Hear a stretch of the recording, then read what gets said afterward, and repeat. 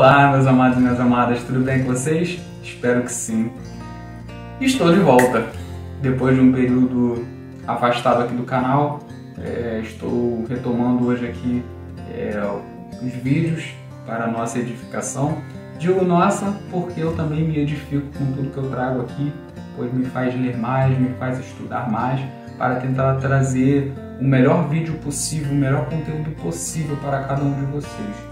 E para dar início a essa retomada aí no canal, eu gostaria de trazer um tema muito importante, que é a alegria na dor.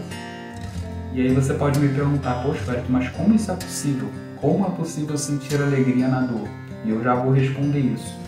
Mas eu gostaria de deixar um recadinho aqui antes, que esse aqui é o primeiro vídeo de uma sériezinha que eu estou montando, de alguns vídeos, referente a um contexto que se encontra na carta de Paulo aos Filipenses, capítulo 4, a partir do verso 4 até o verso 7.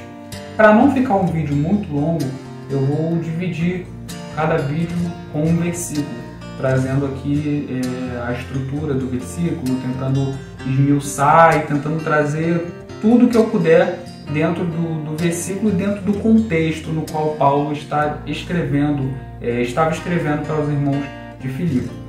E esse aqui é o primeiro vídeo, no qual corresponde ao versículo 4 da carta de Paulo aos Filipenses, que diz assim: Alegrai-vos sempre no Senhor, e novamente vos afirmo, alegrai-vos. É importante ressaltar aqui, antes de entrar no versículo especificamente, quem está escrevendo isso. E como já é do conhecimento de todos, e como eu também falei aqui no início do vídeo, o apóstolo Paulo escreveu esta carta. Conhecimento de todos, ou da maioria, que o apóstolo Paulo ele sofreu demais por amor ao Evangelho. Ele realmente se entregou de corpo para tudo que realmente era necessário para que o Evangelho fosse propagado, principalmente aos gentios. E isso nós podemos comprovar ao longo dos seus escritos, e o que a história também conta na questão da sua morte, que muito provavelmente ele foi decapitado em Roma. E isso é importante ressaltar porque o próprio apóstolo Paulo descreveu alguns dos seus sofrimentos por amor ao Evangelho. Um deles está descrito na segunda carta de Coríntios, capítulo 11, a partir do verso 23. Ali estão alguns dos sofrimentos que ele teve por amor ao Evangelho. O apóstolo Paulo ele tinha um espinho na carne, no qual ele pediu 3 vezes a Deus para que retirasse esse espinho na carne dele, e o Senhor disse para ele: a minha graça te basta, o meu poder se aperfeiçoa na fraqueza. Então são alguns pontos que eu gostaria de destacar aqui, para que nós venhamos conseguir compreender por que e quem escreveu esse texto aqui, e para que a gente venha entender melhor o contexto. Nós não estamos falando de uma pessoa que era rei, de uma pessoa que tinha vida fácil, de uma pessoa que vivia das riquezas. Não, negativo. O que o apóstolo Paulo possuía era muito conhecimento. Era um camarada realmente muito instruído. Tanto era cidadão romano, como era judeu. E ele foi ensinado, né? Ele foi discipulado aos pés de Gamaliel, que era um dos doutores da lei, uma pessoa renomada da época. Então, o apóstolo Paulo ele tinha muito conhecimento, mas ele diz que ele transformou tudo isso em esterco por causa de Cristo. Ele realmente deixou tudo isso de lado, tudo que ele achava que ele conhecia, para que a soberania de Cristo, para que aquilo que Cristo queria fazer através da vida dele sobressaísse. Então, já que eu destaquei quem escreveu, agora eu quero destacar o que ele escreveu e por que ele escreveu. Aqui o apóstolo Paulo ele inicia o versículo dizendo: alegrai-vos sempre no Senhor. Aqui esse alegrai-vos, ele não é um momento específico da nossa vida, não é um momento de exultação, não é um momento de felicidade, um momento prazeroso, de alegria, não é isso que ele está dizendo. Aqui esse alegrai-vos, ele está dizendo, ele está tentando mostrar para os irmãos que é um estado de espírito, é um estado de alegria, é de se manter alegre. Tanto que na palavra seguinte ele usa a palavra sempre. Alegrai-vos sempre. Mas aí que está a grande questão, que está o xizinho lá da questão. Alegrai-vos sempre aonde? Alegrai-vos sempre em quem? E aí é que nós entramos em um conflito muito grande na nossa caminhada. Por quê? Porque a tendência de nós, seres humanos, é depositarmos a nossa alegria, a nossa confiança, a nossa esperança, muitas vezes, em coisas, em pessoas, em situações, de repente em planos, projetos, questões que já aconteceram na nossa vida, grandes realizações. Nós depositamos muitas vezes a nossa alegria nessas questões. Porém, isso é passageiro. E aqui o apóstolo Paulo ele diz: alegrai-vos sempre no Senhor.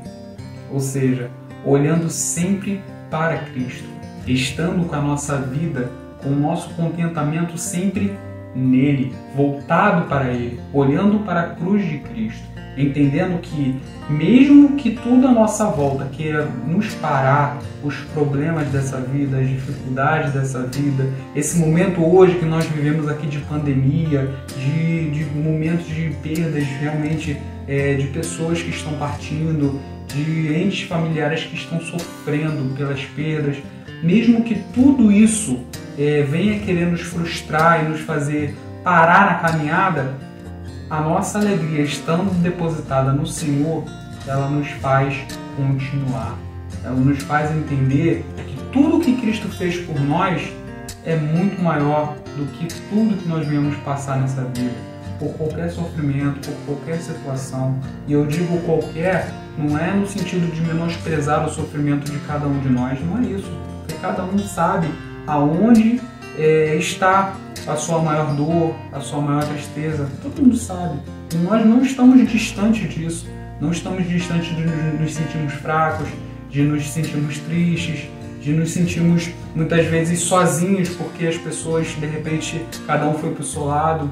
É muito comum isso acontecer. Porém, quando a nossa alegria está depositada no Senhor, nós entendemos literalmente que tudo isso fica em segundo plano. Porque olhamos para Ele e entendemos o sacrifício dele, aquilo que Ele fez por nós. Tudo isso foi grandioso. Com o amor que Ele nos amou, o apóstolo Paulo também ele diz que o amor de Cristo ele nos constrange.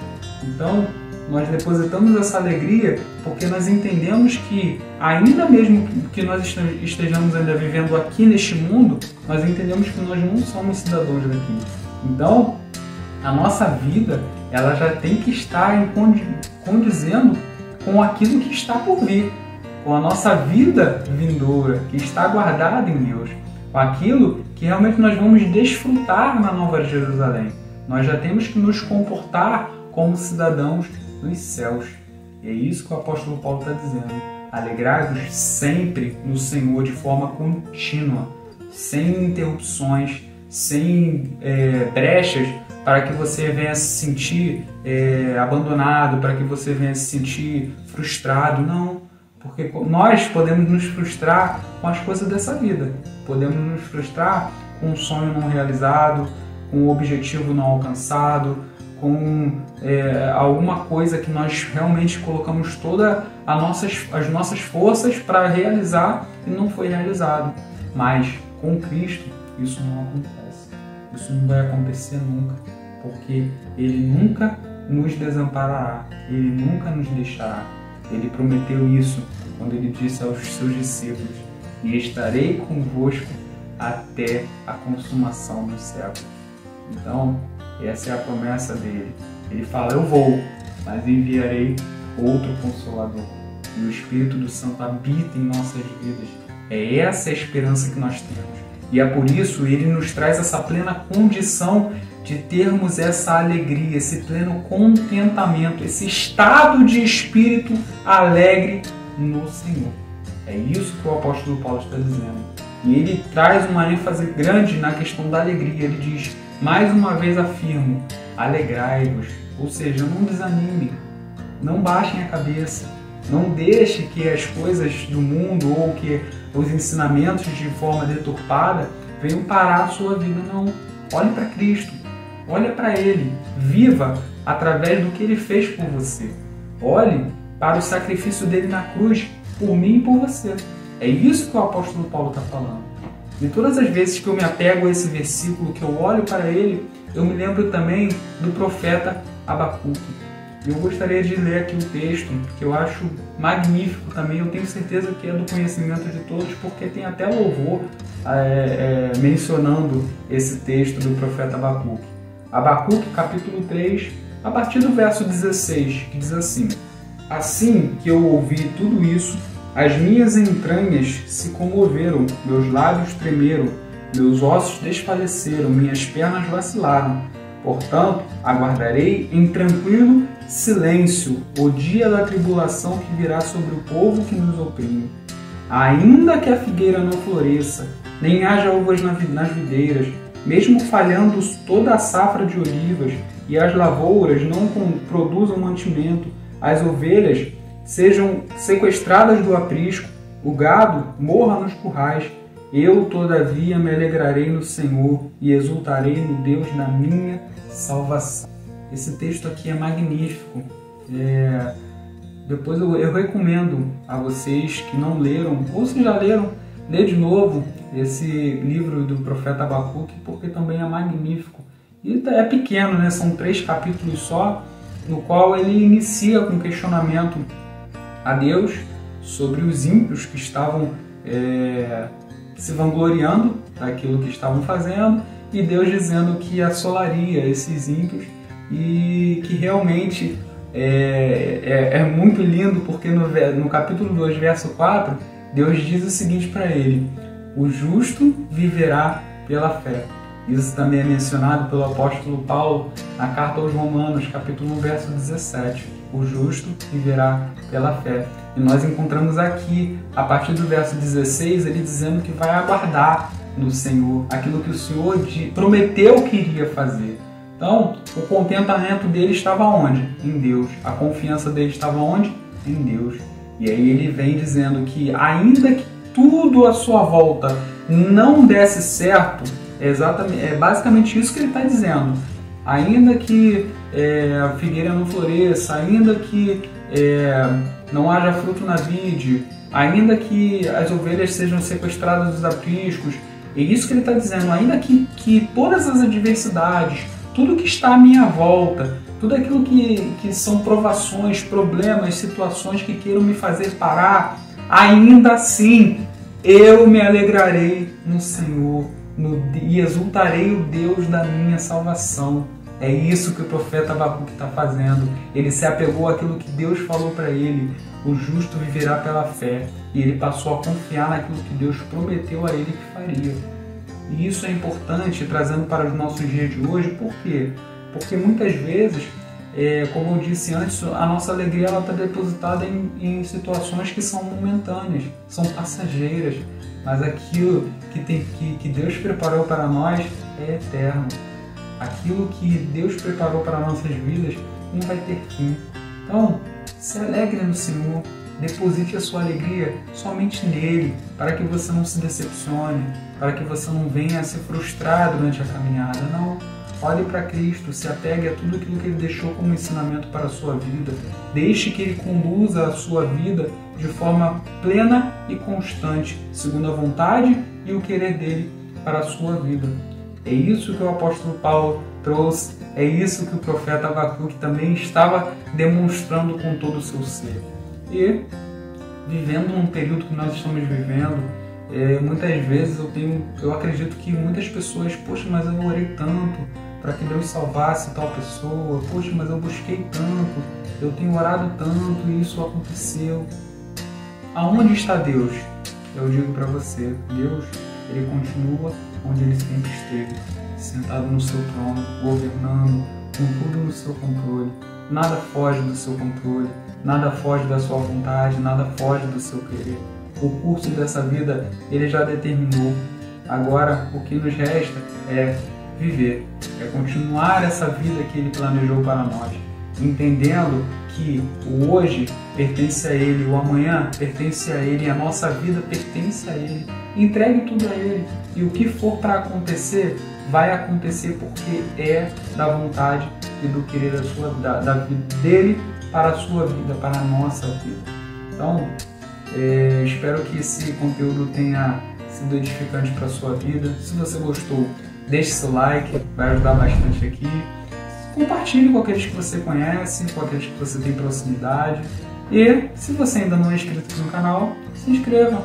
O YouTube vai ver que é um canal que está em crescimento e vai divulgar para mais pessoas, não só pela questão do crescimento do canal, mas para que a mensagem ela seja propagada para outras pessoas. Então, eu fico por aqui nesse primeiro vídeo dessa série. Ainda não criei um nomezinho para a série, mas eu vou tentar no próximo vídeo já trazer um nomezinho para a série aqui e divulgar para vocês, tá? Então, esse é o primeiro vídeo dessa série. No próximo vídeo estarei falando do versículo 5. Se você quiser ler o contexto, dar uma lida para a gente trocar uma ideia, você deixar nos comentários aí o que você entendeu, o que você achou, se realmente esclareceu alguma coisa para você, pode ficar à vontade, porque eu estou aqui para isso mesmo, para a gente crescer junto, se edificar junto. Não sou dono da verdade, mas tento passar para vocês aquilo que Deus tem me dado, aquilo que Deus tem me ensinado. Então, espero que vocês tenham gostado. E aquela nossa frase de sempre, que para o momento que estamos vivendo e toda a continuidade da nossa vida é essencial. Caminhar é preciso, parar, nem pensar. Um forte abraço a todos.